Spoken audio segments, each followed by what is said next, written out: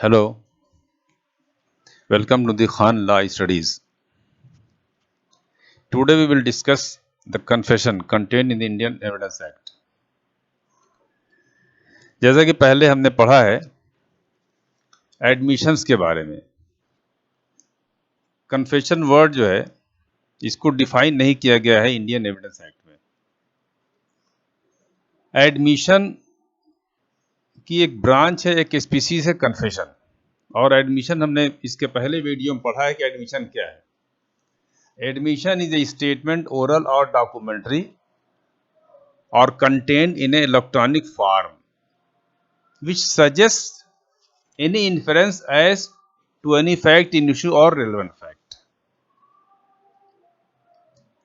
Admission को भी यही कहा गया है कि it is an statement oral or documentary or contain in electronic form which suggest an inference, जो अनुमान लगाता है, वो बयान जो कि अनुमान लगाता है फैक्ट इन इशू या रेलेवेंट फैक्ट के बारे में कोई अनुमान इंगित करता है। तो एडमिशन के बेस पर जो है ये कन्फेशन की परिभाषा जो दी गई है वो दरअसल जस्टिस स्टेफन ने अपनी बुक में द डाइजेस्ट ऑफ लॉ, इसमें इन्होंने डिफाइन किया है what is confession. Justice Stephen defines confession, a confession is an admission, यानी कन्फेशन क्या हो गया, it is an admission made at any time by a person charged with a crime। यानी ये कन्फेशन जो है ये एक प्रकार का एडमिशन है और किसी समय भी किसी ऐसे व्यक्ति के द्वारा ये स्वीकृत किया गया है जिस पर किसी अपराध का आरोप है। वो क्या करता है, स्टेटिंग और सजेस्टिंग, या तो ये कहता है कि उसने अपराध किया है, और सजेस्टिंग द इन्फेरेंस, या इस बात का अनुमान जिससे लगता है कि that he committed the crime, कि उसने अपराध किया है, इस अनुमान की ओर इंगित करता है। तो इसको फिर से समझे, this is the sole definition defined by the justice Stephen. A confession is an admission made at any time by a person charge with the crime stating और suggesting the inference that he committed the crime। तो दो point confession में आप देखेंगे आता है, that he committed the crime। पहली बात, या तो वो कहे कि he has committed the crime, और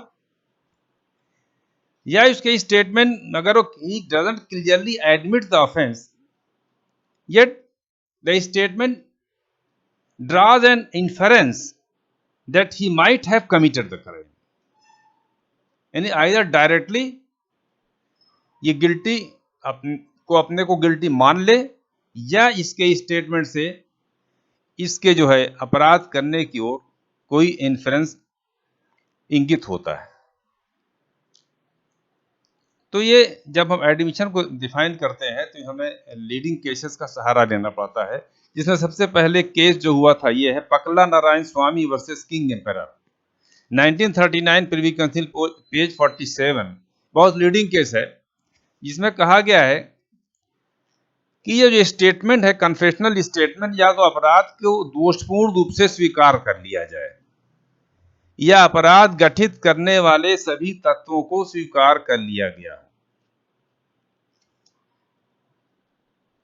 यानी a confession must either admit in terms of offence, यानी अपराध को स्वीकार कर लिया जाए, और substantially all the facts which constitutes the offence, या सारतः उन सभी तथ्यों को स्वीकार कर लिया जाए विच कॉन्स्टिट्यूट्स द ऑफेंस, जो कि अपराध को गठित करते हैं।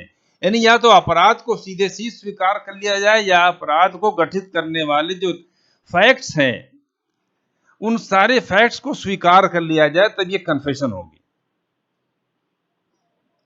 पकला नारायण स्वामी में प्रिवी काउंसिल ने भी कहा है कि no statement that content self exculpatory matter can amount to a confession.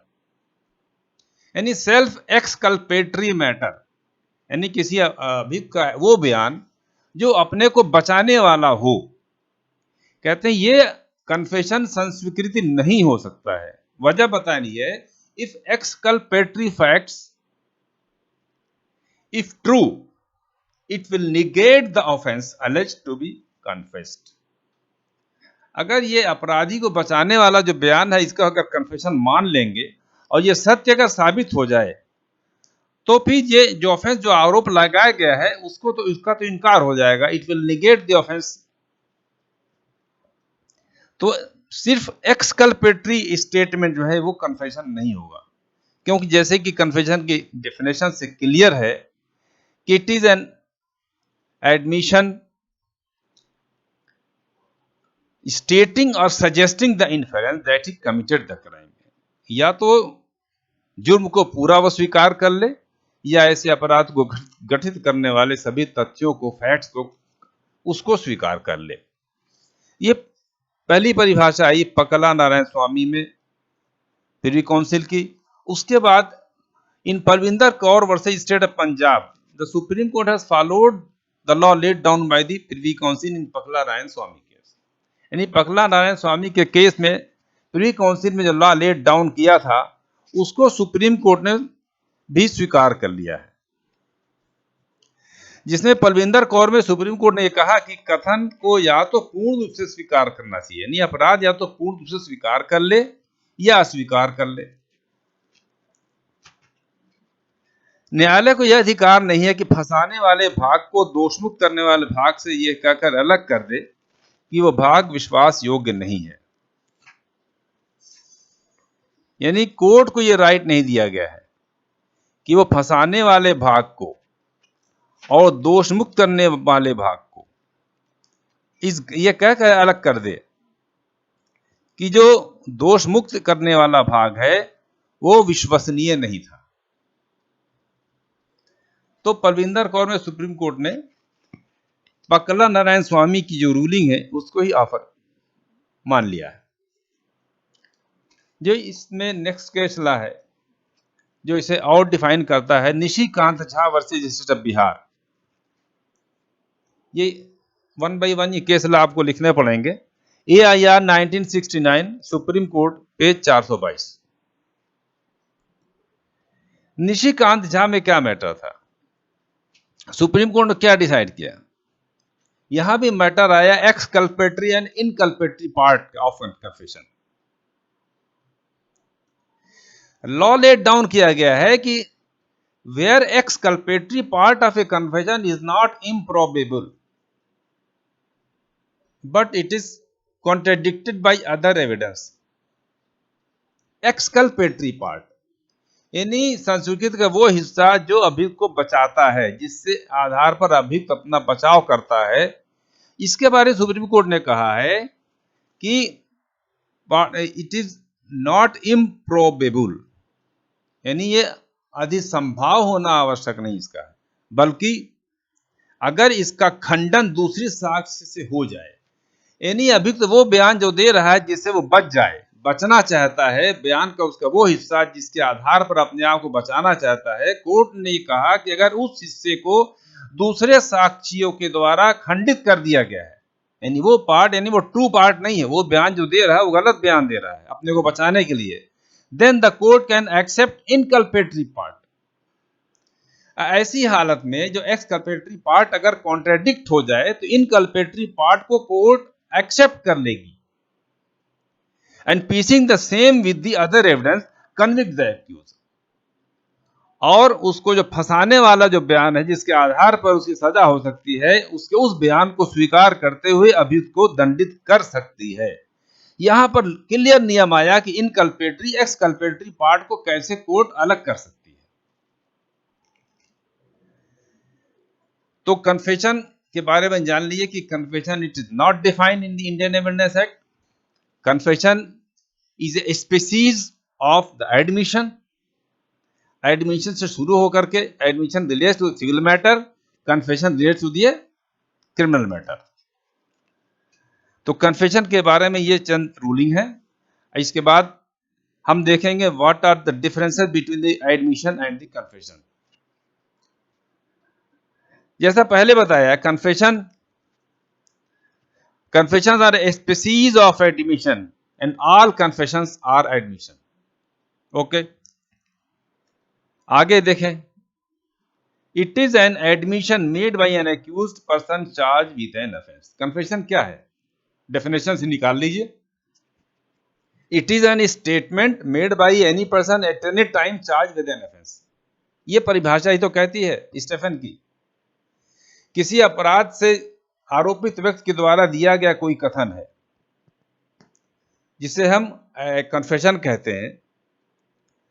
Where as admission के बारे में कहा जाता है it relates to civil matters, और उसकी परिभाषा क्या है, all statements oral or documentary or contain in a electronic form made by a person given in section 18, 19 and 20। वहां पर शर्त यह है कि वो कौन लोग देंगे जो एडमिशन कहलाएगी कथन, वो है धारा 18, 19, 20 में दिए गए व्यक्तियों के द्वारा जो कथन है वो एडमिशन की श्रेणी में आएगा।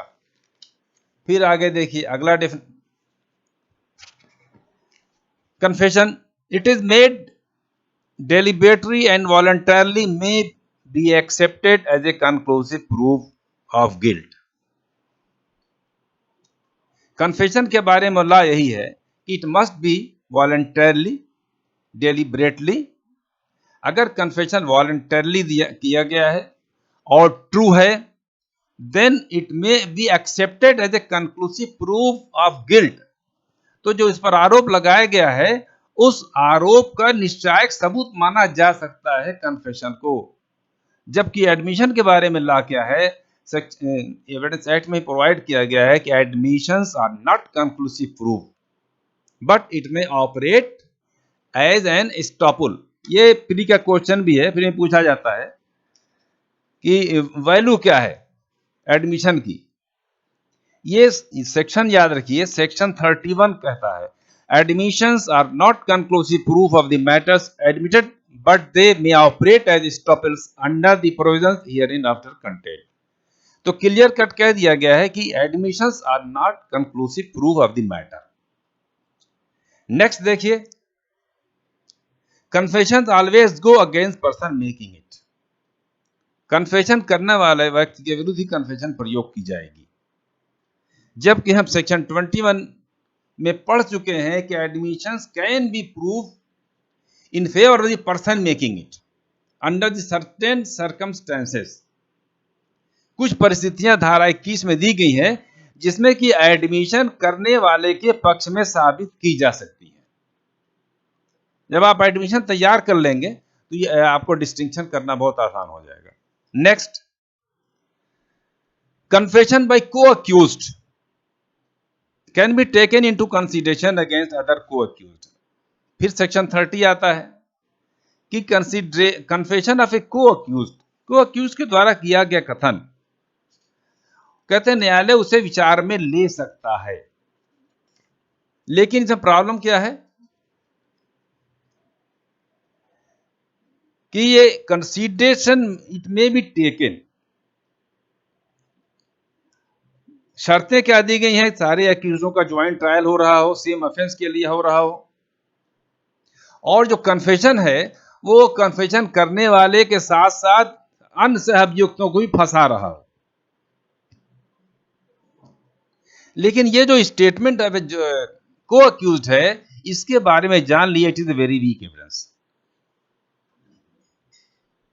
जबकि एडमिशन के बारे में क्लियर है कि admission by one defendant is not relevant against other defendants. ठीक है, तो ये कन्फेशन और एडमिशन का डिफरेंस आ गया। अब अगला डेफिनेशन देखते हैं, judicial and extra judicial confessions. Judicial confessions ये से शब्द से आप निकाल सकते हैं, अरे ऐसा बयान जो जुडिशियल प्रोसीडिंग में दिया जाए दैट इज कॉल्ड जुडिशियल, और बियॉन्ड जुडिशियल प्रोसीडिंग अगर कोई स्टेटमेंट दिया जा रहा है that is extra judicial. Then judicial confessions क्या है? Judicial confessions are those which are made to a judicial magistrate under section 164 CRPC or during trial. 164 CRPC में मजिस्ट्रेट को जो पावर है कि ड्यूरिंग इन्वेस्टिगेशन अगर इन्वेस्टिगेशन ऑफिसर किसी accused को उसके पास भेजता है बयान दर्ज करने के लिए, तो वो नियमानुसार उसका बयान दर्ज करेगा धारा 164 में, लेकिन उसको वार्निंग देगा कि आपका ये बयान आपके विरुद्ध प्रयोग किया जाएगा। ये वार्निंग देने के बाद उसका बयान लिखा जाएगा। या अक्यूज्ड जब ट्रायल शुरू होता है बिफोर द कोर्ट, तो कोर्ट में आकर के अपने जुर्म को स्वीकार कर सकता है। तो ये दोनों जो कन्फेशन है इसे हम कहेंगे जुडिशियल कन्फेशन। एक्स्ट्रा जुडिशियल क्या है? It is made to a person other than those authorised to record the confessions. यानी जहां पर जुडिशियल मजिस्ट्रेट को पावर है कि कन्फेशन को रिकॉर्ड करे, तो इसके अलावा अन्य कोई व्यक्ति को जिसे यह पावर नहीं है उसके सामने किया गया स्वीकृत, उसके सामने की गई संस्वीकृत, ये होती है extra judicial confession. It may be made to a person और to a police officer investigation, चाहे किसी व्यक्ति को की गई हो चाहे विवेचक को की गई हो, ये सब के सब एक्स्ट्रा जुडिशियल कन्फेशन कहलाई जाती है। अगला डिफरेंस देखें। To prove judicial confession magistrate who recorded statement need not to be summoned. अगर ये जुडिशियल कन्फेशन है 164 में नियमों के अनुसार इसको रिकॉर्ड किया गया है, तो ऐसे मजिस्ट्रेट को कन्फेशन को साबित करने के लिए तलब करने की आवश्यकता नहीं है। लेकिन जहां पर एक्स्ट्रा जुडिशियल कन्फेशन का मामला है, it must be proved. Extra judicial confession को प्रूव करने के लिए उस व्यक्ति को पेश करना पड़ेगा जिसके सामने यह कथन किया गया है। फिर देखें judicial confession. Judicial confession can be relied as a proof of guilt, यानी जो गिल्टी है उसके अपराध को साबित करने के लिए सबूत के तौर पर इस पर विश्वास किया जा सकता है। If it is voluntarily and true, यानी ये जो कन्फेशन है, जुडिशियल कन्फेशन है, it can be relied as a proof of guilt if it is voluntarily given and it is true. यानी कोर्ट इसे जांचेगी और देखेगी कि अगर ये स्वेच्छापूर्ण कथन किया गया है और ये सत्य कथन किया गया है, तो उसे जुर्म साबित करने के लिए इसे सबूत के तौर पर स्वीकार कर सकती है। बट जहां तक सवाल है एक्स्ट्रा जुडिशियल कन्फेशन का, it requires corroboration from other evidences, यानी एक्स्ट्रा जुडिशियल कन्फेशन के लिए जरूरी है कि अन्य साक्ष्य के द्वारा उसका संपोषण कराया जाए। एक्स्ट्रा जुडिशियल कन्फेशन अक्यूज के जुर्म को साबित करने का एकमात्र आधार नहीं हो सकता, जबकि जुडिशियल कन्विक्शन में be based on a conviction में be based on a judicial confession. तो आपने देखा कि एडमिशन कन्फेशन में अंतर क्या है, जुडिशियल एक्स्ट्रा जुडिशियल कन्फेशन में ये अंतर क्या है। अब हम ये देखेंगे कि सेक्शन 24 कहता है कि व्हेन कन्फेशंस आर इररिलेवेंट। ये कुछ सर्कमस्टेंसेस हैं कि जहां पर कि कहा गया है, पहले सेक्शन आता है कि कन्फेशंस व्हेन इररिलेवेंट, कि कहां पर ये कन्फेशन जो हमने पढ़ा है वो सुसंगत नहीं रह जाएगा। सेक्शन 24 से जो बातें निकलती हैं वो ये हैं, a confession by an accused is irrelevant which is caused by inducement, threat और प्रॉमिस। यानी किसी अपराधी के द्वारा की गई संस्वीकृति असंगत हो जाएगी, सुसंगत नहीं रह जाएगी यदि वो इंड्यूसमेंट, थ्रेट और प्रॉमिस के द्वारा प्राप्त की गई थी।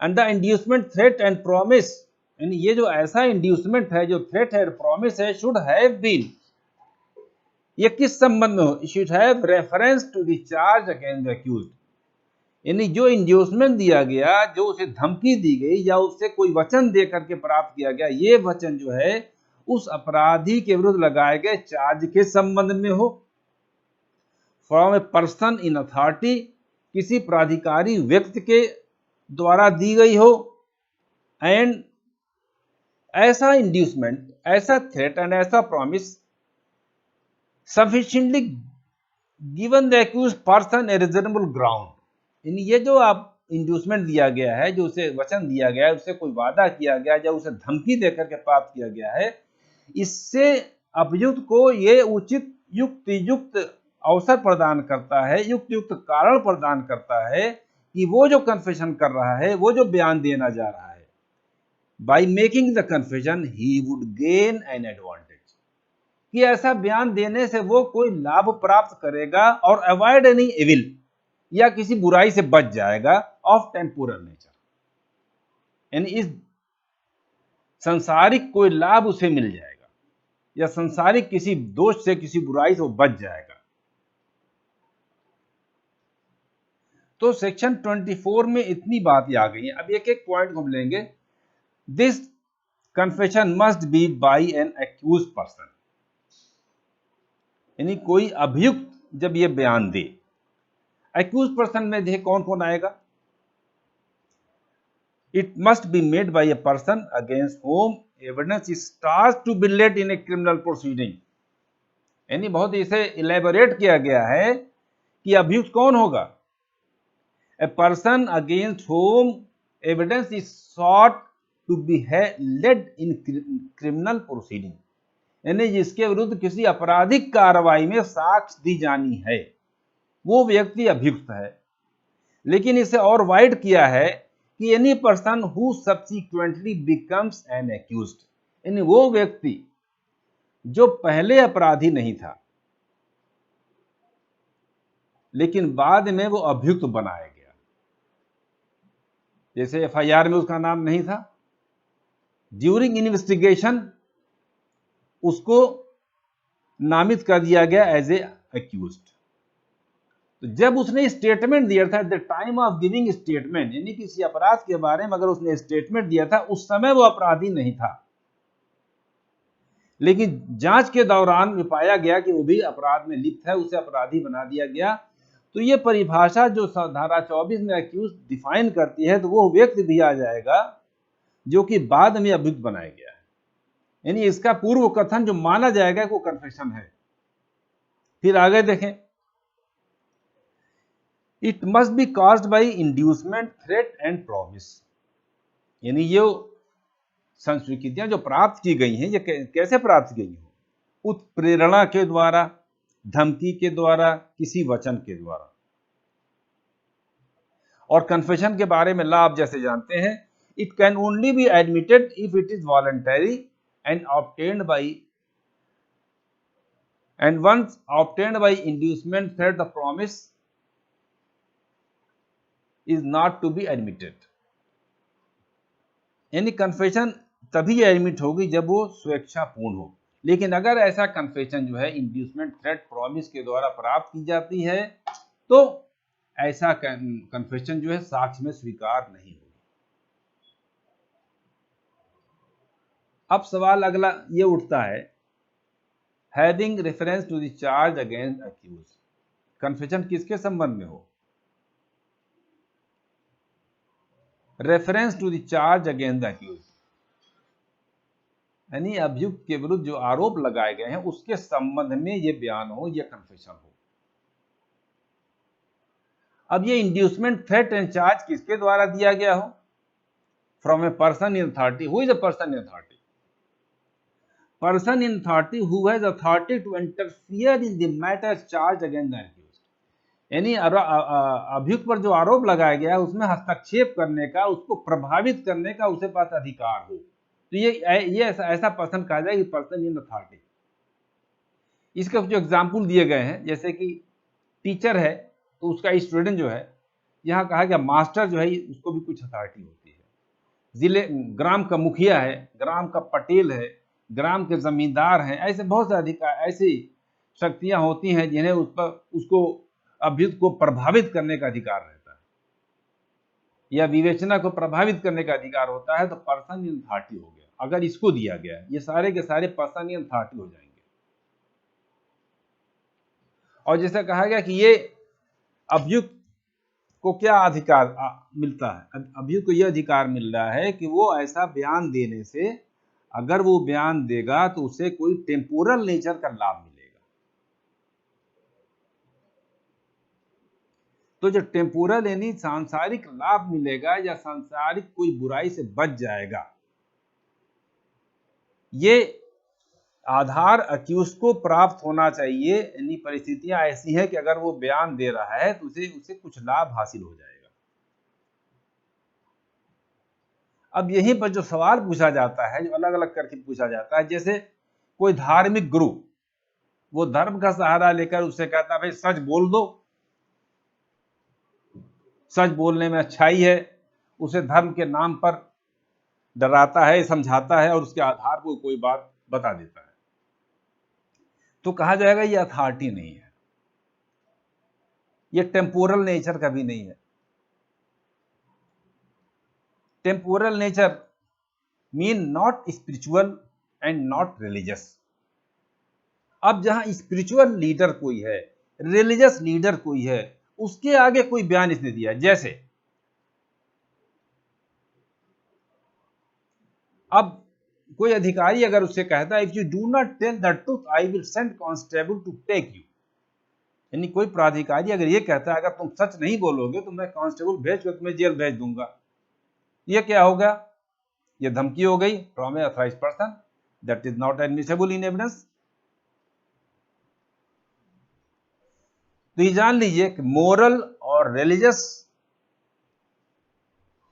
जो बातें हैं, इसके आधार पर अगर किसी की जुर्म स्वीकृति प्राप्त की जाती है, ऑब्टेन की जाती है, तो ये जो संस्कृतियां हैं वो एक्सक्लूड नहीं होंगी, बल्कि वो साथ में सुसंगत होंगी। तो सेक्शन 24 ये बताता है कि किन किन परिस्थितियों में दी गई कन्फेशन जो है ये रेलेवेंट नहीं रह जाएगी।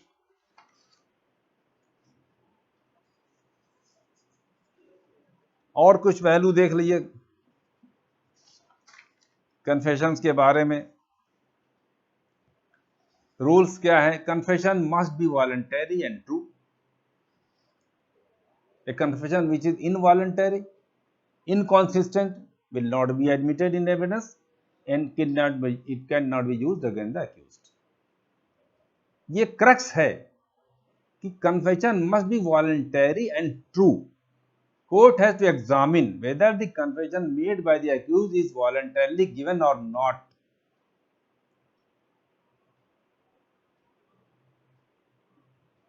दूसरा देखें, what is the evidentiary value?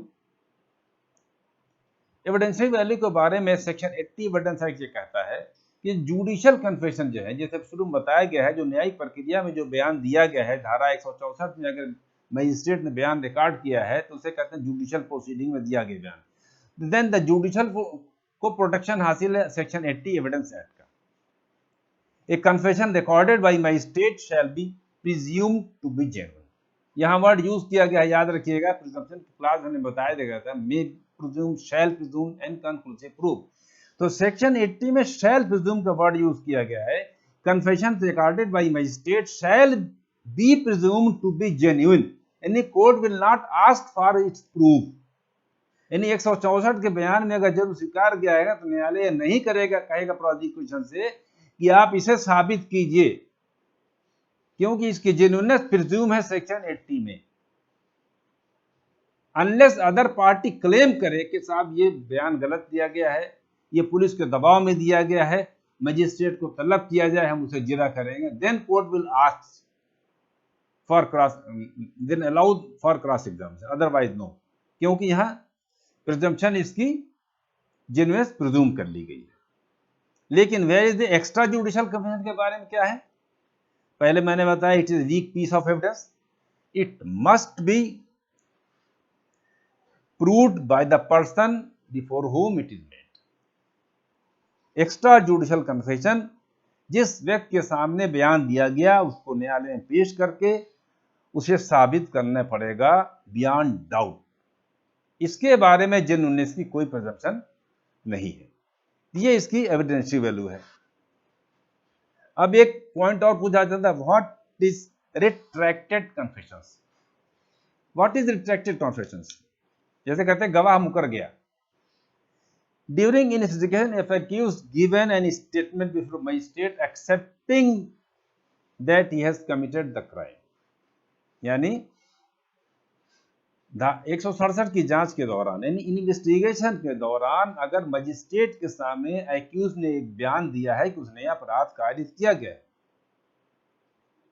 And on the trial, जब बयान शुरू होता है, ट्रायल परीक्षण प्रारंभ होता है न्यायालय में, अक्यूज कहता है कि उसने ऐसा कोई बयान नहीं दिया गया, या ये कहता है कि उसने पुलिस के दबाव में यह बयान दिया है।